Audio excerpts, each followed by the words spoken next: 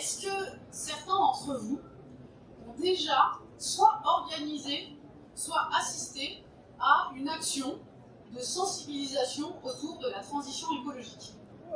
Si c'est le cas, vous restez debout, sinon vous avez gagné le droit de vous asseoir.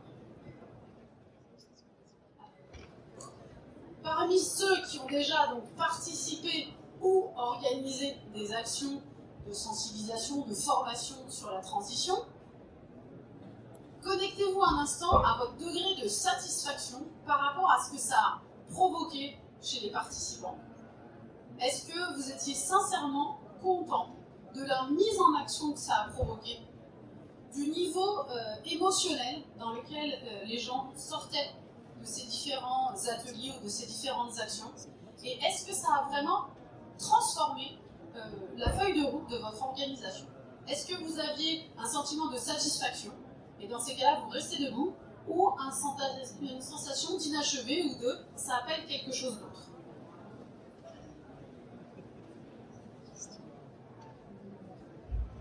Et ensuite, parmi ceux qui sont encore restés debout, est-ce que certains d'entre vous ont déjà entendu parler de Novi bas carbone? Vous pouvez vous asseoir et je ne me vexerai pas si vous n'avez pas encore entendu parler de nous. Voilà. Bon. Déjà, je vous remercie parce que je me dis qu'on avait bien réfléchi à nos questions.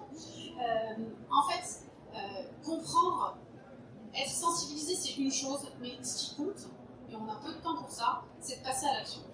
Et donc, on voit que là, entre les différentes étapes, entre comprendre et passer à l'action, on perd du monde en chemin.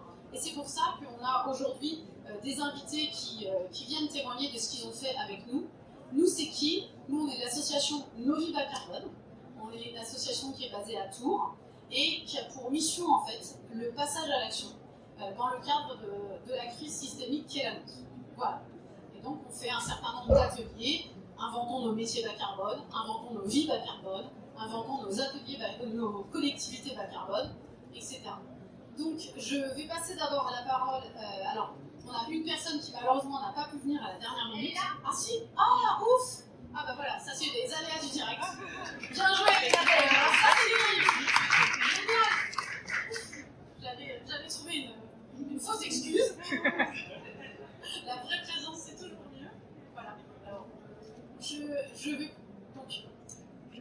je passe la parole d'abord peut-être à Mélina pour que tu te présentes et tu nous dises ton organisation évidemment, le nombre de personnes qui sont concernées en fait par les actions que tu mènes dans ton organisation, et est-ce que tu as un facteur clé de succès justement pour susciter le passage à l'action dans ton organisation?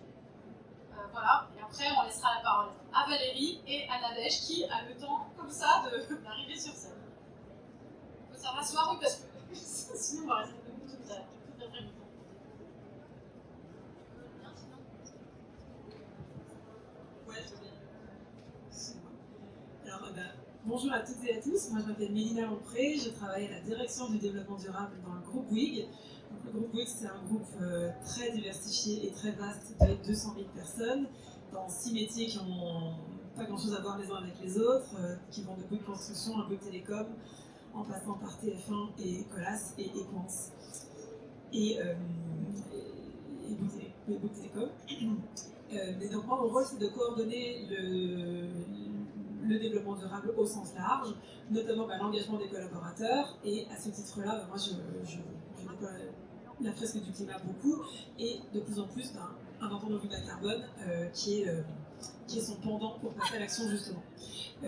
Et l'ingrédient, c'est la communauté. Moi, ma plus grande fierté, c'est ce qui marche le plus, c'est les collaborateurs qui deviennent animateurs internes. Soit la plupart en général, ils commencent en devenant fresqueurs, puis après ils deviennent animateurs d'inventons nos vies bas carbone. Et c'est remarquable l'énergie que ça génère et la bonne volonté et la mobilisation des gens qui, dès lors qu'ils deviennent... C'est freudien en fait, hein, c'est le plaisir d'être cause. C'est dès lors qu'on sent qu'on a un impact, qu'on sent qu'on provoque quelque chose de différent, qu'on provoque le changement, ça donne de l'énergie en fait. Donc c'est le fait de se retrouver en communauté et d'avoir un supplément d'âme et d'être soi-même dans le travail. Ça marche super bien et ça fait que les gens se mobilisent et changent en profondeur en fait. Merci Mélina. Valérie? Merci. Bonjour à tous. Donc, je m'appelle Valérie Lemaire. Alors moi, je travaille au sein d'une petite PME, dont vous avez peut-être entendu parler, qui s'appelle l'administration d'État et qui regroupe 2,5 millions de fonctionnaires. La mission pour ces 2,5 millions de fonctionnaires, c'est de progressivement les amener à se former à la transition écologique. On a un job facile. Alors, la première étape, c'est de former les 25 000 cadres supérieurs de l'État, ce qui est déjà un beau challenge, surtout que c'est d'ici la fin de l'année 2024, donc former 25 000 personnes en atelier en 18 mois, c'est déjà quelque chose d'assez ambitieux. Et à partir de 2025, ce sera la formation des 2,5 millions de fonctionnaires d'État, donc un véritable changement d'échelle. Voilà. Donc quelque chose d'assez inédit, d'ambitieux et qui fonctionne. Un ingrédient avant de passer la parole à Nadège? Un ingrédient, la volonté et l'organisation. De la méthode et de la volonté. Bonjour, donc Nadège Ring, moi je suis en charge de la formation et du talent management chez Schneider Electric. Donc Schneider Electric, c'est une entreprise qui elle-même en fait participe et contribue pour ses clients en tant que partenaire digital de réduire l'impact carbone de nos clients. Ceci étant, on a des gens qui sont très très expérimentés dans ces domaines et puis on a des gens en fait pour qui les métiers sont pas directement liés à la mise en place de solutions et on a besoin d'embarquer tout le corps social et tout le collectif dans cette transition. Donc en fait on avait, alors peut-être à titre personnel, moi j'avais fait un menton oubli bas carbone il y a quelques temps dans ma ville, j'avais trouvé ça génial. Et en même temps, je m'étais posé la question de me dire, mais dans l'entreprise, est-ce que du coup, là, on va pas sur des choses qui sont un petit peu de l'ordre du personnel? Donc, on avait commencé par mettre en place la fresque du climat dans l'entreprise. Puis en fait, c'est les collaborateurs eux-mêmes qui sont venus vers nous en nous disant, c'est bien, on a compris plein de choses, on a vu plein de choses, et moi, j'ai envie que tu me donnes les clés pour agir. Et c'est ce qui nous a permis, du coup, dans un deuxième temps, avec les animateurs de la fresque, en fait, on a fait choisir plusieurs modèles à nos animateurs et c'est eux qui ont choisi de développer la fresque dans l'entreprise. Voilà, donc en termes d'ingrédients, ce que je pourrais dire, c'est, nous, dans notre histoire, on a vu que c'est venu directement de la demande des collaborateurs. Oui, vous leur aviez fait tester tous les ateliers, on va dire, post-fresque, et c'est eux qui ont choisi. Merci pour cette présentation. Alors, pour passer vraiment de la compréhension à l'action, on a essayé de vous synthétiser en 5 axes, vraiment les 5 principes clés de notre méthode d'atelier. Et le premier, c'est assez visuel, c'est le PowerPoint du futur. Arnaud, je te passe la parole. Le micro du futur, ça marche mieux. Bonjour à tout le monde. Alors moi, je m'appelle Arnaud Bruyère, je suis un des co-auteurs de cette belle cette chose étendue sur une ficelle. Donc, ce qu'on vient de vous dire là, c'est que la caractéristique numéro 1 pour nous, c'est finalement la cohérence globale de l'outil qu'on va utiliser. Comme vous pouvez le voir, il ne s'agit pas d'écran. Alors il y a 2 écrans qu'on a essayé de mettre sur les côtés qu'on n'a pas réussi parce qu'ils sont trop lourds, parce qu'on voulait surtout que vous voyez la ficelle et les cartes. Le principe numéro 1 de notre atelier, c'est justement low-tech. Il n'y a pas besoin d'électricité, il n'y a pas besoin d'écran, il n'y a pas besoin de PowerPoint, vous avez juste besoin d'une ficelle et de cartes. Bon là, pour l'occasion, on a utilisé des cartes particulièrement grandes. Elles sont à peu près, je pense, 2 ou 3 fois plus grandes que la normale, mais c'est super. Et il y a une notion de correspondance, de proportionnalité entre la taille des cartes et les tonnes de CO2, et qui correspondent. On va vous donner plus d'explications là-dessus. Donc pour nous, c'était une manière d'être cohérent globalement avec le message qu'on passe dans les ateliers, et puis une manière d'incarner ça concrètement en fait, avec un outil qui incarne ces valeurs-là. Le deuxième ingrédient, qui est très important, c'est ce côté intuitif et visuel. Est-ce que, je vous demande de réfléchir 2 secondes, est-ce que vous avez une vague idée de savoir si la personne qui est par exemple à votre droite, elle est plus grande ou plus petite que vous? Quand vous êtes mis debout, généralement quand on rentre dans une pièce, on sait assez vite dire quand on pense à quelqu'un si la personne elle est plus petite ou plus grande que nous. Alors moi généralement elle est plus grande que moi, mais bon, ça c'est plus l'expérience. Mais pourquoi je vous parle de ça? C'est parce que notre cerveau il est très bien câblé pour comparer en fait des choses en 2 dimensions, d'accord? Et donc pour saisir des ordres de grandeur, c'est très important d'utiliser un levier cognitif pour lequel le cerveau il est super rodé. Et en fait, je te repasse la parole Arnaud sur le fait d'avoir ces cartes à l'échelle qui permettent aux gens de tout de suite comprendre si ça c'est plus efficace que ça. Parce qu'on sait qu'on a une quantité d'efforts qui est finie, dont on est capable de fournir, et donc il faut qu'on puisse vraiment choisir les actions sur lesquelles on porte notre effort. Et donc c'est cet élément de comparaison de nos ordres de grandeur qui est le deuxième point clé de notre atelier. Oui, est-ce qu'il y en a qui savent ce qu'on a derrière nous là, du coup? Ça s'appelle comment ce qui est derrière nous là, sur la ficelle?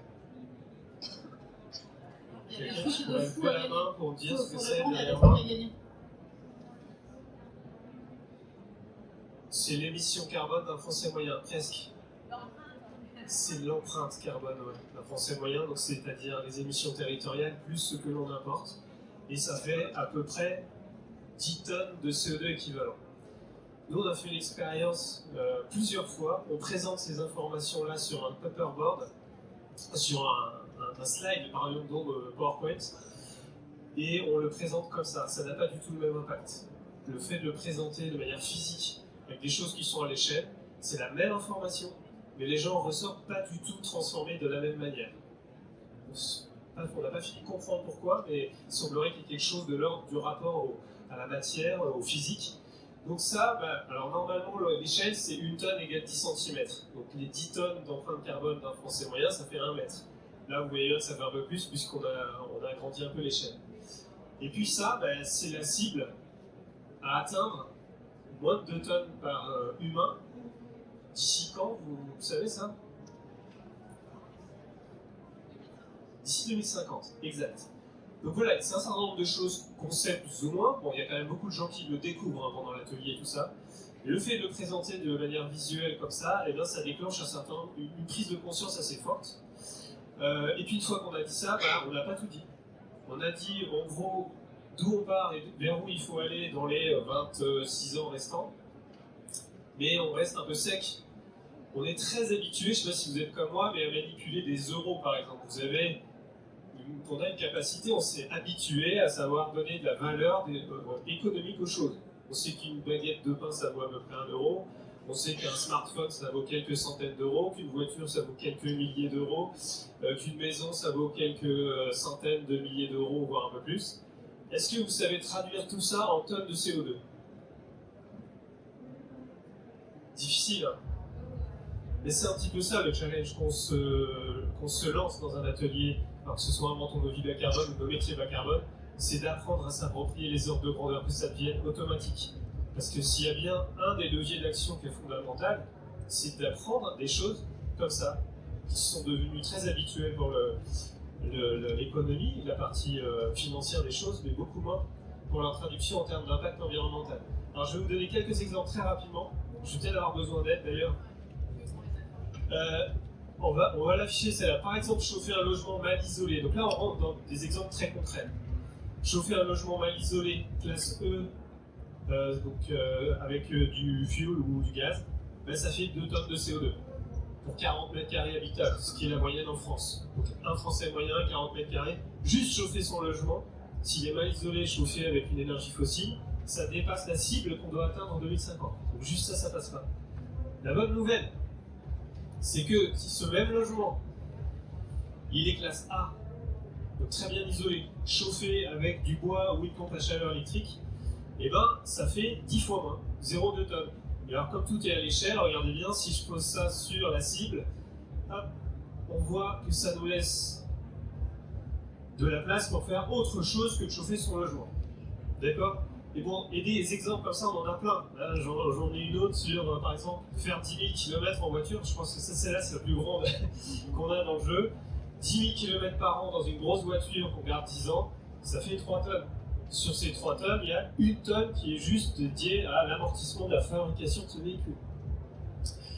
Alors, des choses surprenantes, celle-là m'avait beaucoup surprise. C'est un aller-retour Paris-New York en avion. Ça fait presque 2 tonnes par passager. Voilà, donc ça pareil, ça dépasse déjà la cible malheureusement. Malheureusement parce que voilà, j'aurais bien aimé aussi pouvoir continuer à prendre l'avion sans poser de questions. Bon, les lois de la physique s'imposent à nous là. Un autre exemple, aller sur l'alimentation. Je suis désolé, du coup, c'était pas vraiment prévu que j'utilise les participants comme soutien de... Manger, voilà, avoir une alimentation végétarienne dans laquelle il y a de la viande une fois par jour, ben, ça fait un peu plus de 2 tonnes de CO2 à la fin de l'année.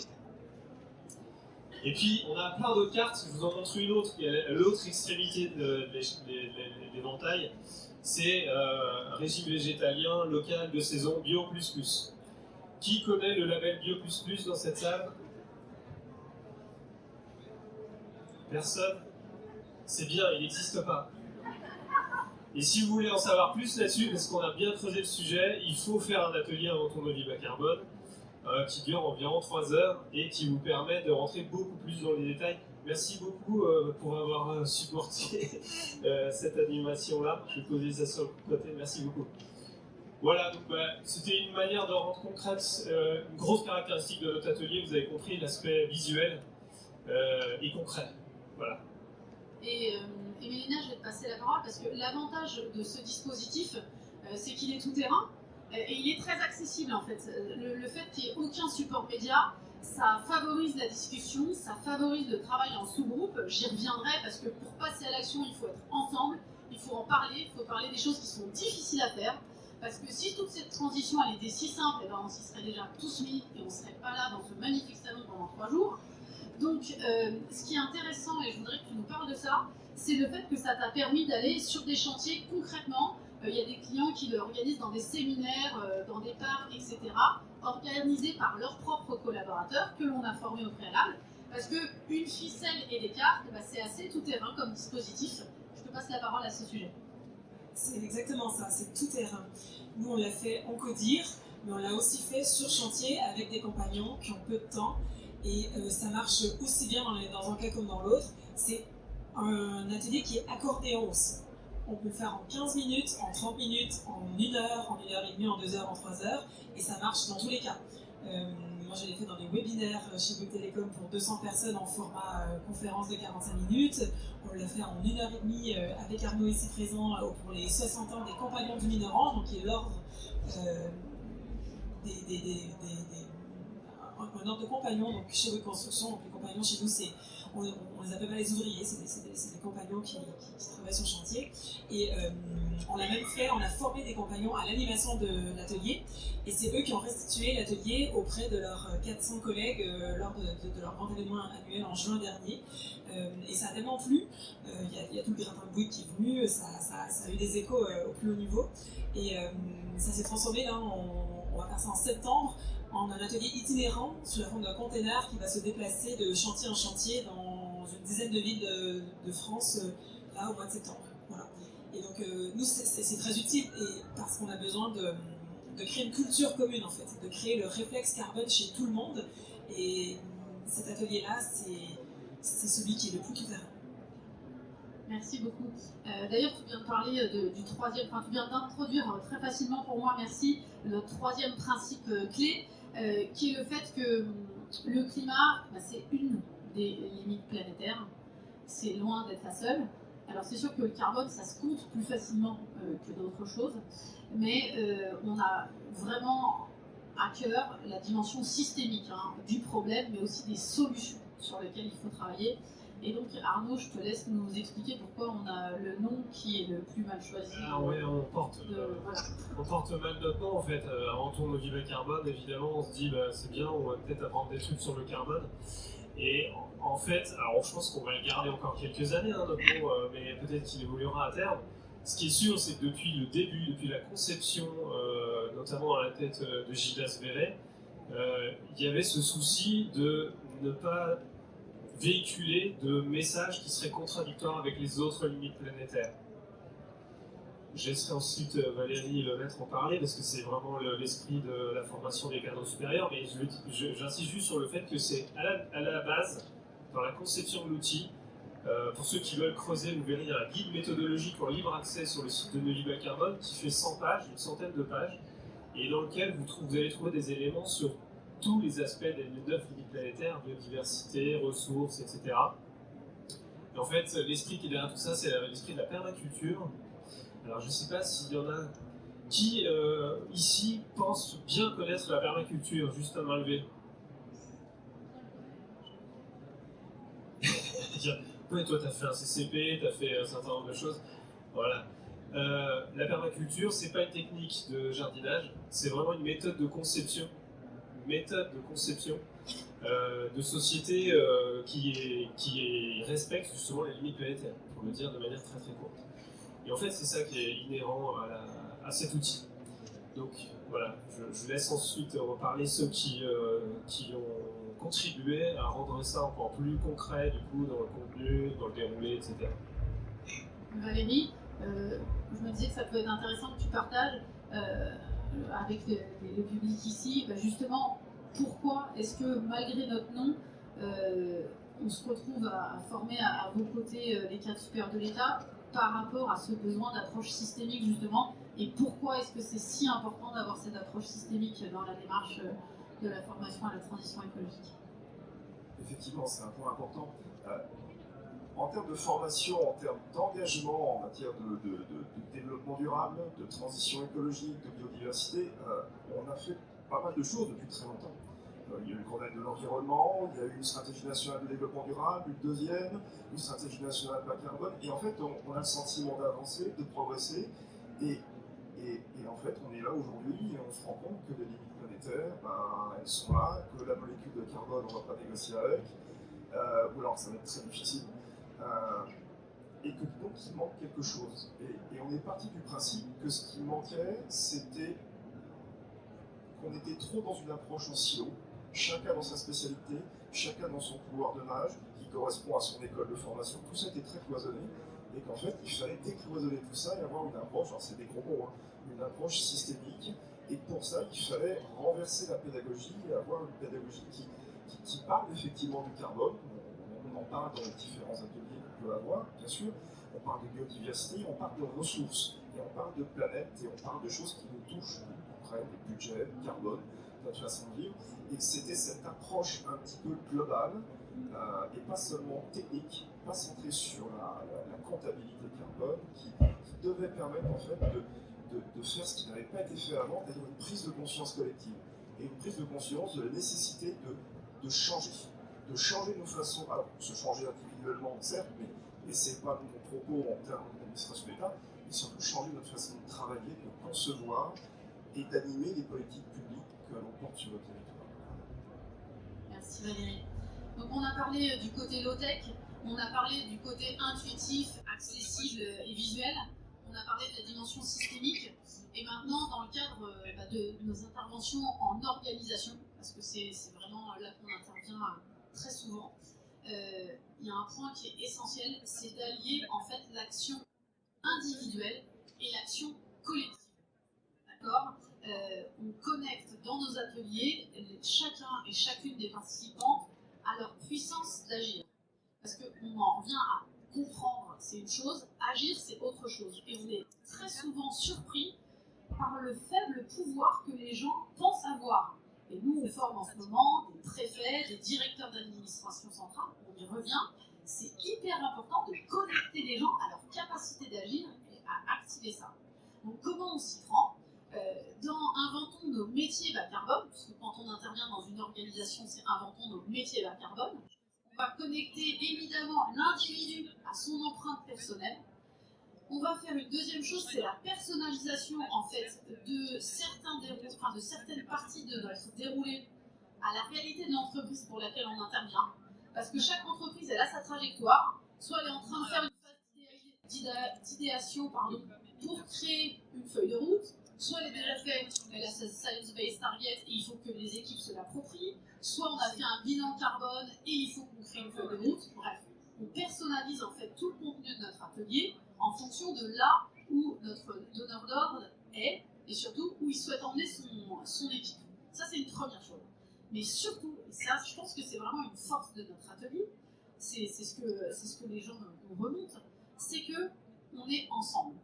On travaille ensemble, les collaborateurs, ils consacrent du temps en sous-groupe, on les fait travailler par thème. Les questions, on les travaille en fait avec nos donneurs d'ordre, on ne fait pas travailler tous les employés de toutes les organisations sur le même thème, Mais par contre, les gens, ils sont ensemble, ils imaginent des solutions qui leur sont propres, parce que les gens, en fait, ils connaissent leur métier, ils connaissent leur taf, et ils savent ce qu'ils doivent faire. Nous, on leur apporte les ingrédients de la bonne prise de décision. D'accord? Donc c'est vraiment de l'idéation qui vient du terrain. Et surtout, en fait, quand on parle de changer, on ne change pas seul. Et on aime aussi parler de nos difficultés, d'accord? De ce qui n'est pas facile si on doit mettre ceci ou cela en place. Et donc on y consacre du temps. Du coup, là, je vais passer la parole à Nadège, plutôt pour que tu nous parles de à quel moment ça a apporté quoi chez Schneider, ce côté personnalisation, à quel moment on est intervenu pour faire quoi.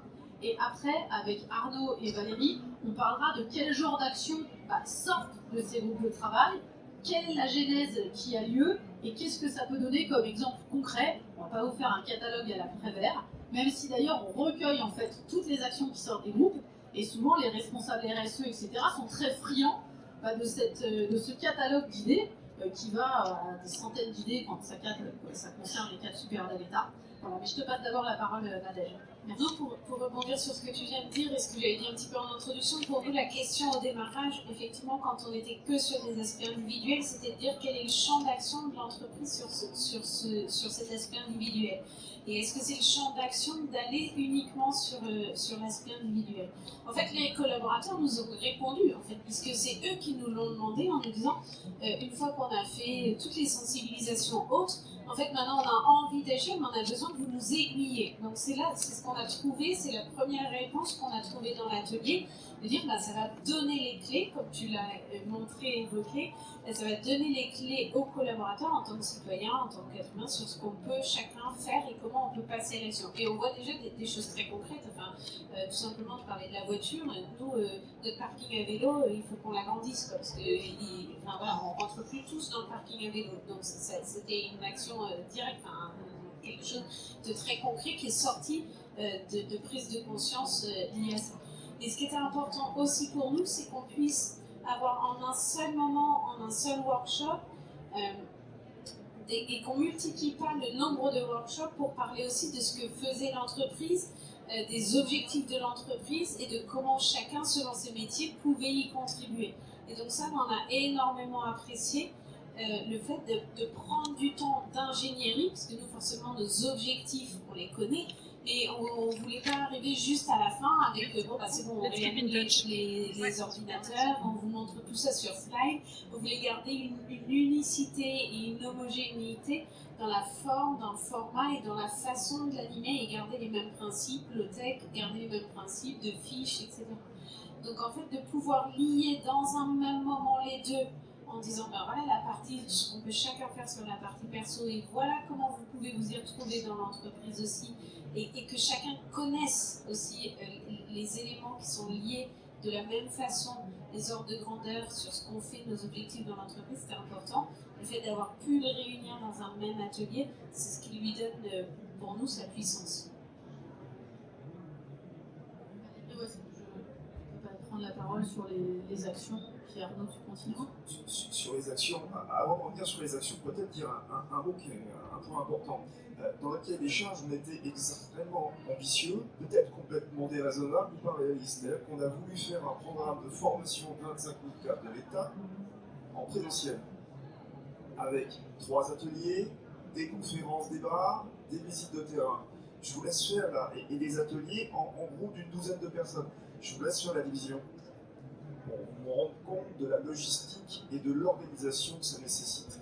Voilà. Il faut le penser plusieurs fois pour se rendre compte, et ça partout en France. Mais c'est colossal. Mais l'utilité, c'est ce qui en ressort. En fait, on aurait très bien pu faire des webinaires. On aurait été chacun en train de parler derrière un écran, ou voir un écran, quelqu'un qui parle derrière, etc. On était en train de consulter sa boîte mail, etc. Mais ça ne marche pas comme ça. Ce qui marche, c'est de se retrouver entre êtres humains, d'oublier la carte de visite et de se dire, tiens, finalement j'ai une idée, je vais la partager avec mon collègue. Et moi j'ai vu des choses qui émergeaient. Alors parfois, ce ne sont pas des choses qu'on ne va pas inventer aux choses. Je ne vous cache pas, voilà. Tous les ateliers n'aboutissent pas à la fission nucléaire réinventée. Mais parfois, il y a une étincelle qui se fait, et la dernière fois, c'était le directeur énergie climat qui se rend compte et qui dit il voit son collègue directeur de législation fiscale et qui fait bah, écoute, on a plein de boulot tous les deux, c'est pas dans notre commande, mais ce serait intéressant qu'on arrive à croiser en fait la fiscalité et nos objectifs climat pour voir comment l'un peut s'inspirer de l'autre et soutenir l'autre. Et voilà, c'est ce genre de choses dont on a besoin. C'est bouger les lignes, faire la petite étincelle, la connexion entre deux êtres humains qui ont des missions qui vont dans le même sens, qui veulent tous les deux bien faire. Et grâce à ce type d'atelier, en petit nom, systémique, en présentiel, on a des chances, on a plus de chances d'atteindre l'objectif. Voilà. Je suis super d'accord avec vous, Valérie, et j'ajouterais que ce qui se passe avec ces ateliers où il y a de l'émotion qui se génère, où les gens parlent vrai, où on se reconnecte à l'essentiel de ce que c'est d'être un être humain, et ça fait du bien en entreprise et dans les organisations en général, parce qu'il y a beaucoup de langue de bois, il y a beaucoup de corporatisme, il y a beaucoup de schizophrénie en fait, et les gens en sont conscients, et ils ont besoin aussi de se reconnecter à quelque chose de vrai, et de se reconnecter à leurs collègues sur une base de quelque chose qui est essentiel et qui les ramène à leur humanité. Et ça, je trouve que ça manque beaucoup, et c'est ça qui fait que ça marche. Et ce ciment-là, cette culture commune-là, c'est ça qui fait qu'après on peut se poser les bonnes questions, se fédérer, se mobiliser pour développer des stratégies nouvelles. C'est pas tellement les éco-gestes qui peuvent venir à l'esprit en fin d'atelier le résultat. C'est cette culture commune et cette norme sociale qu'on fait évoluer. Merci beaucoup. Le dernier principe qui est hyper important, c'est l'incarnation. En fait, l'incarnation, c'est quoi? C'est de donner à voir des exemples portés par nos animateurs, nos animatrices, d'une transition qui est désirable pour tous, d'accord? C'est pas quelque chose de punitif, c'est quelque chose qui donne envie. On nous a, voilà, et ça, on y accorde beaucoup d'importance, notamment quand on forme aussi des animateurs internes. C'est pas tant d'être le sainte nitouche de la transition écologique et de faire le concours de la meilleure empreinte carbone. C'est plutôt aussi de parler des difficultés qu'on a eues pour mettre ceci en place ou cela en place. Et donc, là je vous ai mis des slides, un slide parce que je rebondissais sur ce que tu disais, Mélina, sur le fait qu'il y a quelque chose de positif qui se passe, il y a une trajectoire émotionnelle. Et donc là, vous voyez ce que nos participants disent en début d'atelier et à la fin. D'accord ? Là, en l'occurrence, c'était des directeurs d'administration centrale qui se sentent portés vers l'action à la fin de nos ateliers. Donc le dernier principe, c'est cette incarnation. Parce que ça, dans nos ateliers, que ça soit professionnel ou grand public, il y a toujours un moment qui peut paraître surprenant. C'est le moment justement où nos animateurs témoignent en fait. Et ce témoignage, cette incarnation, il apporte beaucoup à l'atelier parce qu'il lui donne cette âme justement. Tu parlais de cette connexion-là. Et je voulais justement prendre un instant pour vous dire que ça, c'est le dernier ingrédient finalement qui est très important dans la trajectoire émotionnelle en fait. Parce que c'est ça que je voulais vous montrer dans cette slide. C'est qu'en fait, pour agir, il faut accepter, il faut passer d'un constat qui peut parfois faire un petit peu du mal à une envie d'agir, et donc on emmène les collaborateurs ou les participants sur cette trajectoire émotionnelle. Et moi, quand je vois d'où on part en bleu à où on arrive en vert, moi, ça me motive de faire ce job-là, en fait, parce que je me dis que c'est ça qu'il faut qu'on fasse collectivement. Du coup, je vous repasse la parole à chacun de vous trois. Qu'est-ce que ça apporte pour vous, cette incarnation, ce témoignage, justement, au moment où ça arrive dans l'atelier ? Je sais pas si ça a déjà été un peu dit, mais en fait, ça le rend justement humain. C'est pas professoral, quoi. On arrive à sortir des chiffres, à sortir. Et le fait que quelqu'un commence à dire, ben voilà, moi, j'ai mis ça en place, et j'y arrive ou j'y arrive pas, et voilà, ça humanise en fait le chemin, et les autres, en plus, c'est des gens qui se connaissent, c'est des gens qui se retrouvent, comme c'est des facilitateurs internes, donc ils s'en reparlent. Et pour moi, ça ouvre aussi la discussion, le fait d'en parler ensemble et d'y revenir régulièrement. Et il y a des choses qu'on a... Alors, c'est des fois des petites choses, hein, mais dans les petites choses qu'on a faites, je pense qu'il y a des choses qu'on a faites grâce à ça, alors que ça fait pas très très très longtemps encore qu'on déploie, et que si on n'avait pas eu ça, on aurait eu des lourdeurs à le mettre en place. Par exemple, on a enlevé partout nos gobelets en carton. Ça s'est fait, franchement, on n'en a même pas entendu parler. Mais je pense parce que les gens commencent à se parler entre eux de types d'actions, qui fait que ça devient naturel au moins d'y penser. Merci, moi je serai assez bref. Nous on a appelé notre programme de formation, on l'a appelé Mon parcours de formation à la transition écologique. Et je pense que ce qui est important, c'est le parcours et le chemin de mon parcours. On part d'un objectif, on part d'une émotion, d'un constat, on est pessimiste, on est désespéré, effrayé. Ok. Mais l'objectif, c'est de faire bouger tout ça. On n'a pas de baguette magique. Ça prend un peu de temps, forcément. Donc, et pour les faire, les conduire progressivement à un parcours individuel qui les amène vers l'action. Encore une fois, je vais boucler avec la thématique de l'atelier. C'est pas les former pour qu'ils soient intelligents et pertinents le samedi soir en soirée avec des amis, c'est pour l'action, changer notre façon de faire. Ça nécessite un petit peu de temps, c'est pour ça qu'il y a un parcours collectif et individuel, et c'est à la fois toute la difficulté et tout le côté absolument passionnant de ce boulot.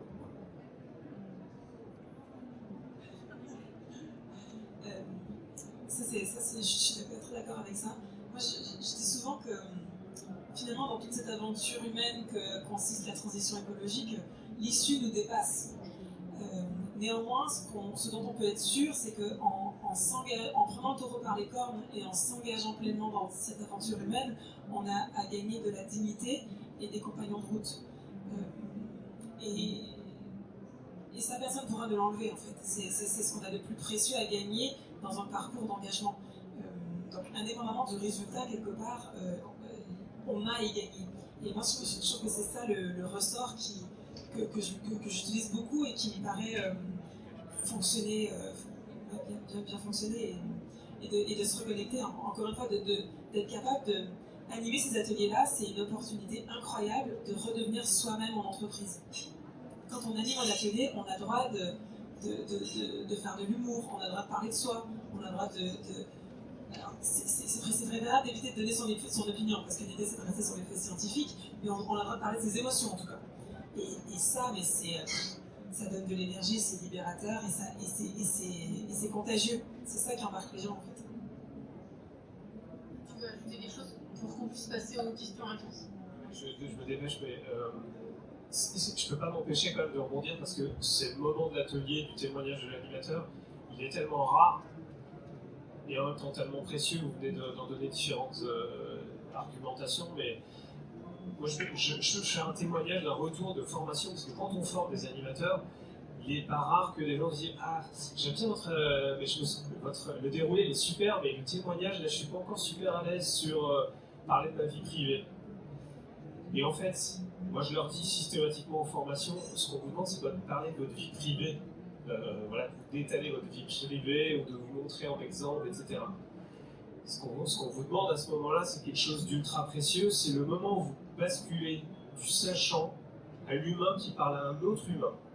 Et ça me fait toujours penser à une interview que j'avais vue, je crois, d'un climatologue qui avait dit « Mais je me demande si finalement une des raisons pour lesquelles on en est là aujourd'hui, c'est parce que nous, scientifiques, on a tout le temps voulu parler de manière neutre, de manière, être... factuel de la science. Mais oui, mais c'est plus que factuel, on montre jamais ses émotions. Mais quand vous interrogez des climatologues dans le cercle plus privé, j'ai eu des retours de gens qui disent ils sont effondrés, ils sont tristes, en colère, ils ont peur, etc. Et on pense qu'en fait, faire passer une partie de cette émotion-là dans l'atelier, en témoignant de des difficultés qu'on a éprouvées à éventuellement réduire son empreinte carbone, mais aussi des joies, des succès. En fait, ce témoignage, c'est pas pour dire aujourd'hui je suis à 2 tonnes ou je suis à 5 tonnes, c'est dire j'étais à 12 tonnes il y a quelques années, aujourd'hui j'arrive à 5-6 tonnes, là je vous parle de moi en l'occurrence, parce que j'ai réussi à mettre en place un certain nombre de choses à l'échelle individuelle, j'ai du pouvoir à l'échelle individuelle, plus ou moins important selon ma situation, mais ça suffit rarement. J'ai aussi besoin de l'aide du collectif, j'ai besoin de l'aide de l'État, j'ai besoin de l'aide des entreprises pour mettre à ma disposition des solutions techniques qui vont m'aider à faire l'autre moitié du parcours. Donc voilà, je voulais juste insister parce que ce témoignage, c'est pas juste la petite cerise sur le gâteau, c'est un des éléments fondamentaux qui, à mon avis, fait passer justement les gens de la compréhension à l'action. Merci beaucoup à tous. On vous propose de vous passer la parole. Si vous avez des réactions ou des questions, J'ai jamais fait Annie Pujol, mais je peux vous passer le micro pour que vous puissiez partager.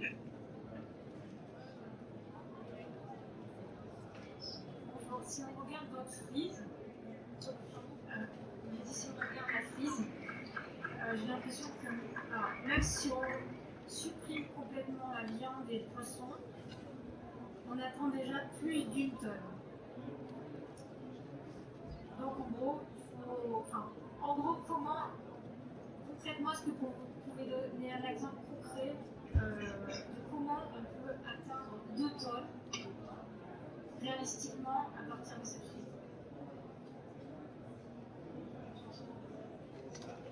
Excusez-moi, j'ai 2 questions comme ça, vous pouvez les répartir ensuite. Bonjour, Loïc Keno, agent de design Pixelis. Effectivement, je vous rejoins 200% sur l'effet visuel, homothétique, c'est hyper bien. Par contre, votre logo, c'est pas possible. J'ai une question, mais c'est peut-être le titre qui me pousse vers cette question, mais vous parlez du passage à l'action, et ce genre d'atelier est hyper important en entreprise, mais encore une fois, il s'adresse à l'individu et à l'action individuelle, et vous l'avez répété. Comment est-ce qu'on fait pour armer les gens en entreprise pour qu'ils aient une action systémique sur leur métier et sur leur travail? Est-ce que ce genre d'atelier peut être un levier? Et est-ce que derrière, vous, dans vos entreprises, au niveau de l'État, vous avez des histoires concrètes sur le passage à l'action, sur le métier ou sur les activités d'entreprise?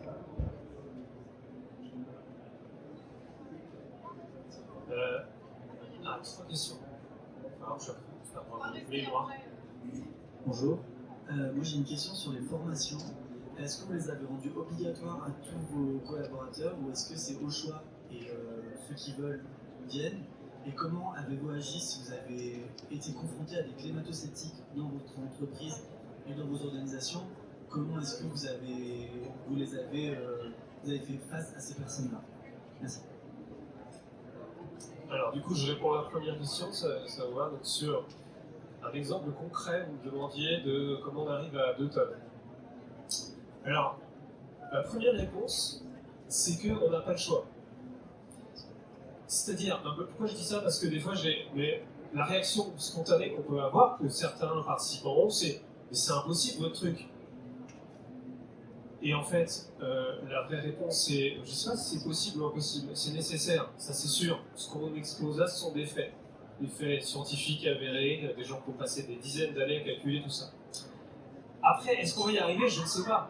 Est-ce que moi, je pense pouvoir y arriver personnellement? Je pense que oui. Et donc, dans un atelier qui dure 2-3 heures, on a le temps de rentrer plus dans les détails. Ce que je peux vous dire, puisque vous parliez d'exemple de l'alimentation, sur l'alimentation, il y a 2 leviers d'action. Il y a le régime alimentaire, donc on sait qu'en réduisant la consommation de viande, on a d'autres cartes, je ne peux pas tout vous montrer, toutes les cartes là, mais on voit l'effet de levier, hein, par exemple, à passer de la viande tous les jours à de la viande 1 fois par semaine, on divise par 2 directement l'impact de l'alimentation, avec ça. Et puis le deuxième gros levier d'action, c'est l'amélioration des pratiques agricoles. Donc là, je vous renvoie par exemple sur le dernier rapport du Haut Conseil pour le climat sur l'alimentation, qui dit grosso modo qu'en mettant bout à bout toutes les meilleures pratiques agricoles que l'on connaît, on peut encore diviser à un facteur 2 la valeur de chacune des cartes qu'on présente. Donc ça, c'est des informations qu'on donne pendant l'atelier, évidemment. Et puis, bon là, je pourrais faire la même histoire sur les transports, etc. J'ai plein d'exemples à vous donner. On connaît déjà des gens qui sont autour de 2 tonnes et qui l'ont choisi. Alors, je précise le fait de l'avoir choisi, parce qu'il y en a qui n'ont pas forcément choisi. Il y a déjà des gens, des pionniers, c'est sans doute une minorité de gens, mais qui ont transformé leur vie. Et j'entame un début de réponse à la deuxième question. Cet atelier n'est pas un atelier sur les actions individuelles. Le fait de voir l'empreinte carbone d'un Français, ce que vous voyez là, en fait, c'est pas l'empreinte carbone des Français, c'est l'empreinte carbone de la France ramenée par habitant. C'est complètement différent. C'est complètement différent. C'est-à-dire que là-dedans, vous avez une part de levier d'action individuel et une part de levier d'action collectif. Et ces leviers d'action collectif, on les travaille justement dans des ateliers en montant nos métiers bas carbone, en partant des données spécifiques à Bouygues, à l'État, etc., etc. Il y a bien des deux. Sur les leviers systémiques et professionnels, merci pour la question parce que je reconnais que parfois c'est frustrant de finir les ateliers sur très bien, moi je vais prendre un peu moins la voiture, enfin sur des éco-gestes, bon, c'est bien, mais c'est pas à l'échelle et c'est pas systémique. J'ai un exemple, chez nous, il y a Bouygues Immobilier qui a fondé sa stratégie climat sur ces 10 tonnes là, en disant, nous, notre raison d'être, c'est d'aider le citoyen à baisser son empreinte. Donc, en tant que fabricant de la ville, on peut construire des logements qui sont moins émissifs, et surtout rénover, et surtout réhabiliter et faire de l'habitat partagé, par exemple.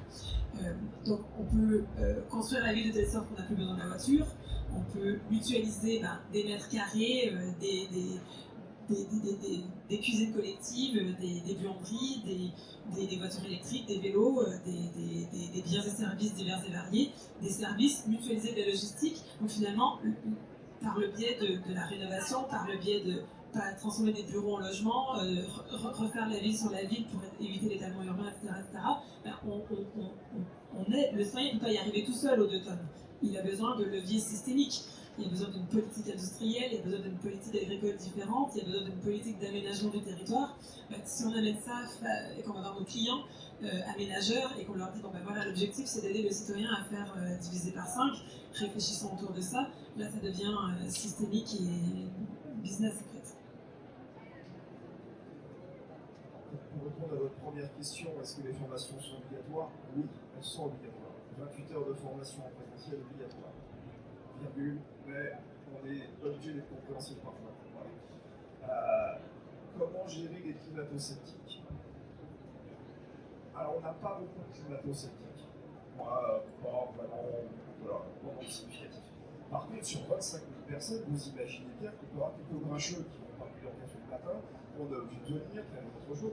Donc voilà, donc les animateurs et les animatrices sont confrontés à cette gestion en fait du côté grincheux, où je suis obligé d'être là, et qui est le reflet souvent de la diversité des cultures d'entreprise. Parce qu'au sein de l'État, on a des cultures métiers, des cultures d'entreprise qui sont extrêmement fortes. C'est pas la même ambiance au ministère de l'Agriculture, au ministère de l'Industrie, au ministère des Armées, au ministère de l'Intérieur.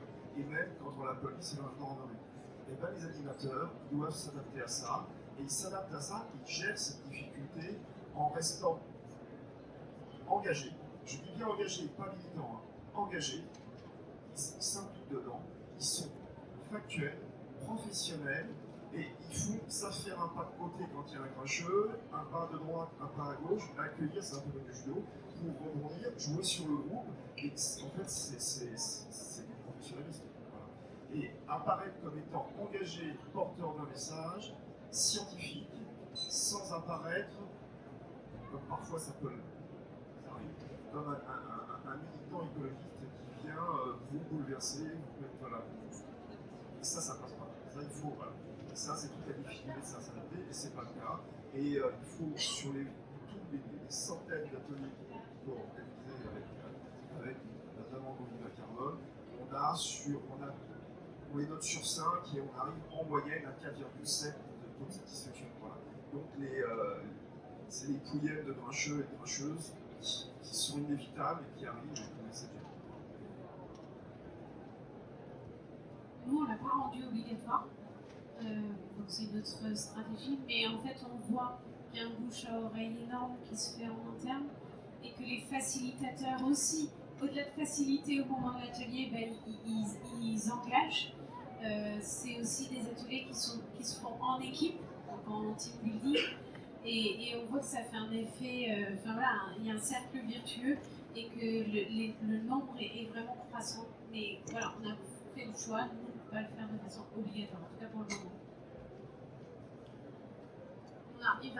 Merci beaucoup à chacun d'entre vous et merci à vous.